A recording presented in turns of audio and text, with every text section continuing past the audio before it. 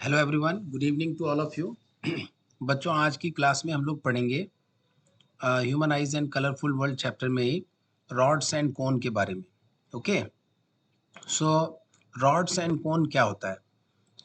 The retina of our eye has large number of light sensitive cells. बच्चों, जैसा मैंने आपको बताया था कि ह्यूमन आइज में रेटिना जो होता है एक लोकेशन है, एक पॉइंट है जहाँ पर कि ऑब्जेक्ट्स का इमेज बनता है।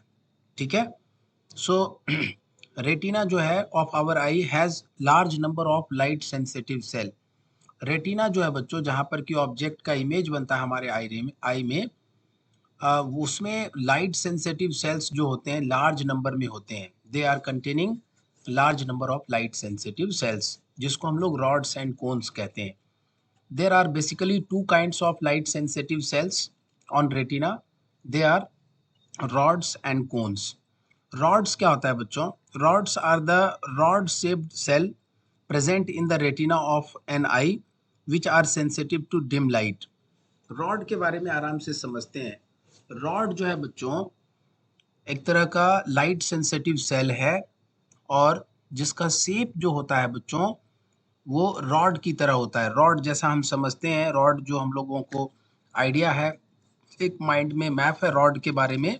चाहे वो किसी भी मटेरियल का रॉड हो, रॉड के शेप को हम इमेजिन कर सकते हैं, वैसा ही इमेजिनेशन आपको करना है। तो रॉड शेप का जो है सेल होता है रेटिना में, जो लाइट सेंसिटिव सेल होता है, और कहाँ पर प्रेजेंट होता है? रेटिना में प्रेजेंट होता है in our eye which are sensitive to dim light, जो कि डिम लाइट के लिए भी सेंसिटिव होता है बच्चों। मतलब इवन अगर लाइट डिम है, लो लाइट है, तो भी जो है हम ऑब्जेक्ट्स को क्या कर सकते हैं? देख सकते हैं। नेक्स्ट बच्चों, इसी पॉइंट को इलेबोरेट करने के लिए एक और पॉइंट यहाँ पर हमने फॉलो किया है। We can see things to some extent in dark room और in the darkness of night due to the presence of rod cell in the retina of our eye. बच्चों, हमारे आईज में ये जो दो सेल रॉड और कोन type के जो सेल्स प्रेजेंट होते हैं, इन दोनों के बारे में हम लोग यहाँ पर बात कर रहे हैं। But at the very first we are talking about rod cells. और रॉड सेल्स के प्रेजेंस के कारण ही बच्चों हम लोग कोई कमरा जो कि बिल्कुल अंधेरा है, डार्क रूम है, तो वहाँ पर भी हम ऑब्जेक्ट्स को सम एक्सटेंट तक इसलिए देख पाते हैं क्योंकि यह नाइट में या डार्क कमरे में या नाइट के टाइम में भी अगर हम किसी ऑब्जेक्ट्स को देखते हैं तो वो हमें इसलिए दिखता है क्योंकि हमारे रेटिना में, जो कि हमारे आईज में प्रेजेंट होता है, हमारे रेटिना में रॉड सेल्स जो होते हैं उनके हेल्प से हम ऑब्जेक्ट्स को डार्क रूम में भी देख पाते हैं, डार्कनेस कंडीशन में भी देख पाते हैं। एक और पॉइंट यहाँ पर बच्चों है, नॉक्ट्यूरिनल एनिमल्स। नॉक्टर्नल एनिमल्स किसको कहते हैं बच्चों? तो animals which sleep during the day and come out at night. वह एनिमल जो रात में सोते हैं, विच स्लीप ड्यूरिंग डे, जो दिन में सोते हैं, and come out at night, और जो रात में बाहर आते हैं, like owl have a large number of rod cells in their retina and which help them to see things properly। बच्चों, हमने अपने बोलचाल में भी इन चीज़ों को ऑब्जर्व किया है। हम लोग कहते हैं कि क्या तुम उल्लू हो क्या, जो तुम्हें रात में जो है दिखाई देता है। तो कहने का मतलब यह है बच्चों यहाँ पर कि आउल जो है वो ऐसा एनिमल है जिसके आईज के रेटिना में बहुत लार्ज नंबर में जो है, as compare to human being, owl के रेटिना में लार्ज नंबर में जो है रॉड सेल्स प्रेजेंट होते हैं, और जिनकी मदद से वो रात के टाइम में आराम से चीज़ों को क्लियरली देख पाते हैं। रात के समय में भी आउल को क्लियरली चीज़ें दिखाई पड़ती है। तो यहाँ पर एक बात याद रखना है आपको कि रॉड सेल जो है वो बहुत ही सेंसिटिव है। किस मायने में? तो किसी भी ऑब्जेक्ट्स को अंधेरे में भी, हम डिम लाइट में भी देख पाते हैं due to the presence of rod cells in our eye. ठीक है, और आउल के आईज में, आउल के आई के रेटिना में काफ़ी ज़्यादा नंबर में रॉड सेल्स प्रेजेंट होते हैं, इसलिए वो और भी अच्छे तरीके से रात को देख पाते हैं। अगला पॉइंट यहाँ पर पढ़ेंगे हम लोग। However, rod cells of retina do not provide information about the color of object। यहाँ पर एक चीज़ आपको क्लियर होना चाहिए कि अगर रेटिना में रॉड सेल्स प्रेजेंट है तो they are only helping to see the object even under dim light condition और डार्क रूम, और कम लाइट के प्रेजेंस में भी हम ऑब्जेक्ट्स को देख पाते हैं due to presence of rod cell. But rod cell बच्चों हमें कोई भी इंफॉर्मेशन नहीं देता है about the colour of object, यानी कि अगर रॉड सेल प्रेजेंट है तो उससे हम कलर के बारे में कोई इंफॉर्मेशन ऑब्टेन नहीं कर पाते हैं। मतलब रॉड सेल जो है वो केवल विजन देता है, केवल विजिबिलिटी देता है, but it does not give any information about the colour of the object कि ऑब्जेक्ट किस कलर का है, इसको हम आइडेंटिफाई नहीं कर सकते हैं रॉड सेल की मदद से। तो इसके बारे में हमें कौन बताता है? तो इसके बारे में हमें जो सेल बताता है जो रेटिना में प्रेजेंट होता है उसको बोलते हैं कोन सेल। तो आइए उस पर भी बात करते हैं। Cones are the cone-shaped cells present in the retina of an eye which are sensitive to bright light or normal light. The cone cells present in the retina also respond to color. बच्चों इस point को यहाँ पर pickup करना है। Cones are the cone shaped cell. Cone जो होता है बच्चों, आपने कोन देखा होगा, आइसक्रीम जब खाते हैं आप उसमें भी कोन कहते हैं कि कोन दीजिए आप, है ना, कोन का ऑर्डर करते हैं। तो कोन शेप का जो सेल प्रेजेंट होता है हमारे आई के रेटिना में उसे हम कोन सेल कहते हैं। और इस सेल का क्या काम है बच्चों? Cone cell are sensitive to bright light और नॉर्मल लाइट। कहने का मतलब यह है कि कोन सेल जो है वो ब्राइट लाइट में ही सेंसिटिव होता है, ब्राइट लाइट में ही एक्टिवेटेड होता है, या नॉर्मल लाइट में, डिम लाइट में कोन सेल कोई फंक्शन नहीं करता है। और कोन सेल ही जो है रिस्पॉन्सिबल होता है टू रिस्पॉन्ड डिफरेंट कलर्स, और डिफरेंट कलर्स के बारे में हमें इंफॉर्मेशन देता है। ठीक है, नेक्स्ट पॉइंट यहाँ पर बच्चों है, इसको भी हम लोग डिस्कस कर लेते हैं।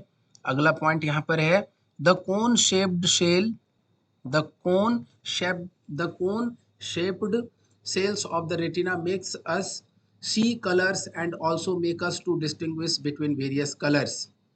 क्या कह रहे हैं यहाँ पे कि कोन शेप्ड का जो सेल होता है, the cone shaped cells of the retina make us see colors and also make us to distinguish between various colors।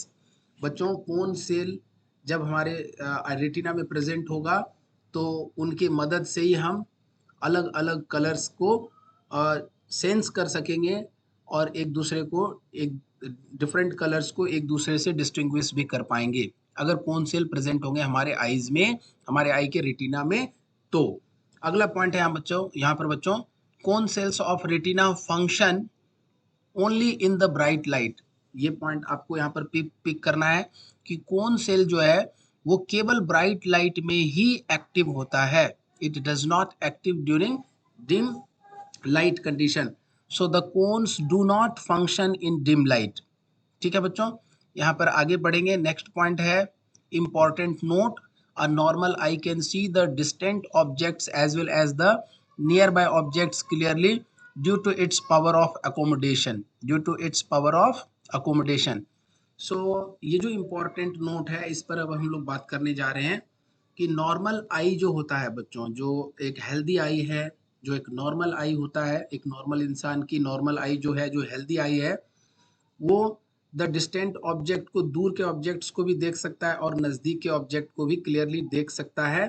और इस तरह के एबिलिटी को, नॉर्मल आईज के एबिलिटी को, जो फार पॉइंट्स को और नियर पॉइंट्स को क्लियरली ऑब्जर्व कर सके, देख सके, आई के इस पावर को, नॉर्मल आई के इस पावर को पावर ऑफ अकोमोडेशन कहते हैं। आपको इस पॉइंट को और भी बेहतर तरीके से एक्सप्लेन करेंगे यहाँ पर आपके लिए, बट पावर ऑफ अकोमोडेशन का कॉन्सेप्ट आपको आई होप यहाँ पर समझ में आया होगा। ठीक है बच्चों, और इसके बाद हम लोग आगे यहाँ पर पढ़ने जा रहे हैं difference between the distant object and the near object, near by object. तो सबसे पहले हमें इसको जान लेना बहुत ज़रूरी होगा कि पावर ऑफ एकोमोडेशन तो ठीक है कि जो हम डिस्टेंट ऑब्जेक्ट को या नियर बाय ऑब्जेक्ट्स को क्लियरली देख पाते हैं उसे हम लोग कहते हैं power of accommodation normal eyes के लिए। लेकिन डिस्टेंट ऑब्जेक्ट्स किसको कहेंगे और नियर बाय ऑब्जेक्ट्स किसको कहेंगे उसे भी हमें समझने की ज़रूरत है। तो आइए यहाँ पर पहले समझते हैं difference between the distant objects and the nearby objects. So the ray of light coming from a distant object at infinity are parallel to one another when they reach the eye. So जब कोई भी object जो हम दूर होता है, जो आई से काफी दूर होता है बच्चों, जब हम उसे देखते हैं तो जो ऑब्जेक्ट काफ़ी दूर होता है या फिर हम एज्यूम कर सकते हैं कि ऑब्जेक्ट इन्फिनिटी पर है, तो बहुत लार्ज डिस्टेंस पर जब ऑब्जेक्ट होता है तो लाइट रे वहाँ से जब आता है तो the light rays are parallel to one another when they reach the eye. जब वो आई पर आते हैं तो how they reach parallel to the they reach parallel to each other. So parallel rays of light coming from a distant object need a convex eye lens. Convex अगला point यहाँ पर पढ़ रहे हैं आपके लिए, इसको एक्सप्लेन कर रहे हैं. The parallel rays of light coming from a distant object need a convex eye lens of low converging power to converge them or focus them to form an image on the retina of the eye. बच्चों जब parallel light rays आते हैं तो आकर के iris के through आई में enter करते हैं, और जब आई में एंटर करता है बच्चों तो आई लेंस के थ्रू रिफ्रैक्ट होता है, और आई लेंस जैसा कि हमें पता है कॉन्वेक्स लेंस होता है हमारे आईज में. तो पैरेलल लाइट रेज जब हमारे लेंस पर आई लेंस पर आकर के इंसिडेंट होता है तो वह रिफ्रैक्ट करता है, और रिफ्रैक्ट करके फोकस पर जो है रिफ्रैक्ट करके रेटिना पर कन्वर्ज करता है एक पॉइंट पर जिसको फोकस भी कहते हैं, और उसी पॉइंट पर ऑब्जेक्ट का इमेज भी फॉर्म होता है. तो ऐसा करने में जब हम दूर के ऑब्जेक्ट्स को देख रहे होते हैं तो आई लेंस जो है वो लो कन्वर्जिंग पावर का होता है, क्योंकि पैरेलल रेज ऑफ लाइट को कन्वर्ज कराने के लिए हमें ज़्यादा पावर की ज़रूरत नहीं होती है. और इस कंडीशन में क्या होता है बच्चों, फोकल लेंथ जो होता है वो लार्ज होता है, पावर कम होता है. The convex eye lens of low converging power is the one having large focal length and is quite thin.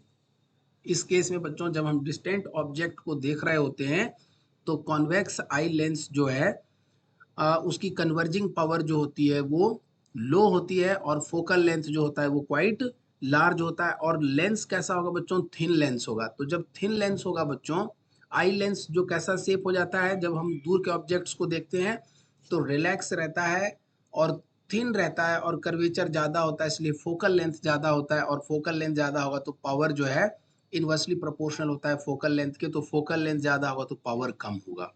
So the ray of light coming from a distant object is getting focused on the retina, and for that we need not more power, means at low converging power only we are easily able to converge the parallel beam of light rays which are coming from distant object when we are looking distant object, and the image of the distant object is getting formed on the retina. So this is all about the concept of this is all about the concept of a distant object. Bachon, still we have to discuss about the concept of nearby object, but that we will continue in the next video. So in this video this much only. Thank you.